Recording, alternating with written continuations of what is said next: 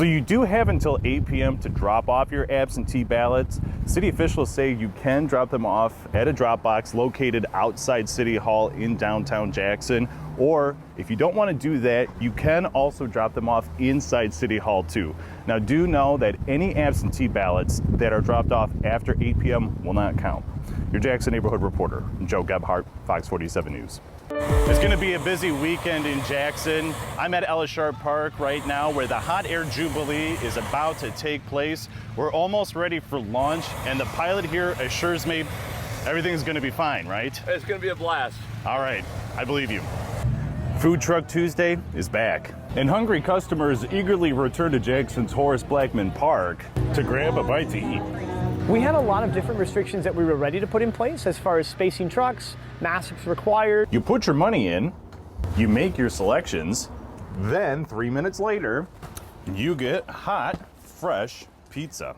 They're bringing something new and innovative. License plate recognition cameras are coming to Jackson. The City Council approved the project in March.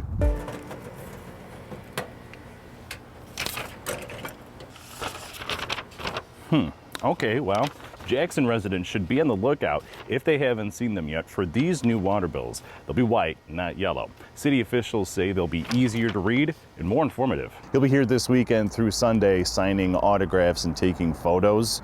If you dare.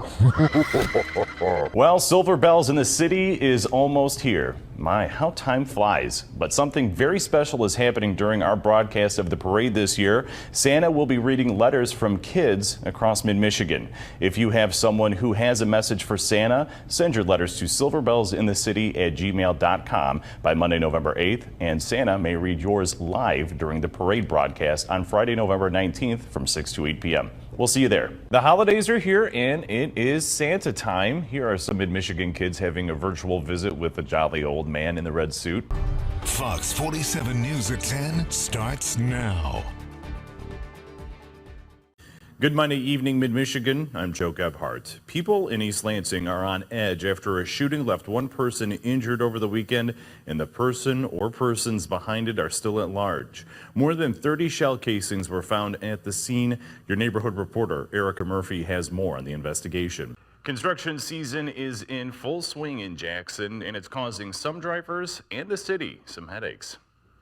Monday was a special day in Jackson where more than 200 people were out in the community giving back. It was part of True Community Credit Union's Kind Day, a nationwide effort from participating credit unions to help improve the community they serve. If you're using an absentee ballot to vote in the city of Jackson, don't drop it off in this box. Use this one over here. It's left a mother and father without their son and a giant hole in their hearts. I have a voice recording of him saying, "I love you, Mom." Love you too, Mom. I don't know if you heard me.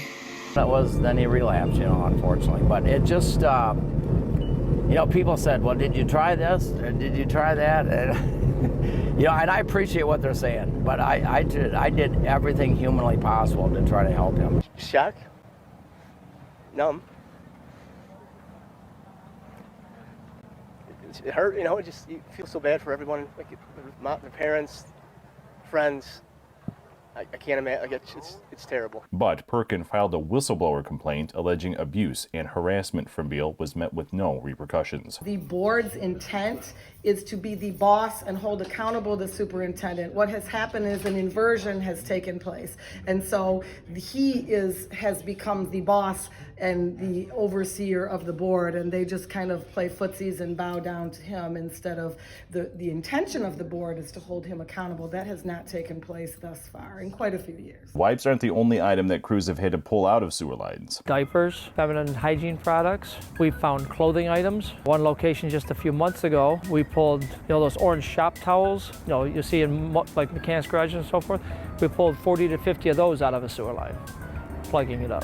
Your Jackson neighborhood reporter, Joe Gebhardt, Fox 47 News. From September 2020 through April 2021, Cargor served as acting warden at the Egler Reception and Guidance Center. Bush had been promoted in October 2020, leaving a vacancy. In April 2021, the complaint states the department did not post the vacancy and appointed a white man to the position, returning Cargor to her position as deputy warden. Ms. Cargor was off the charts on all of these guideposts that corrections has indicated that it coveted or that it wanted for this type of position. She put the video of her restoration process on TikTok. We sat down for dinner and I checked my phone after dinner and I thought, oh my gosh, what is happening? My phone is blowing up. And that night was kind of a game changer for us of, hey, this is something, you know, a little side business that we can do. So overnight I went from what am I gonna do for a living to I might need help with all this amazing opportunity. The video now has more than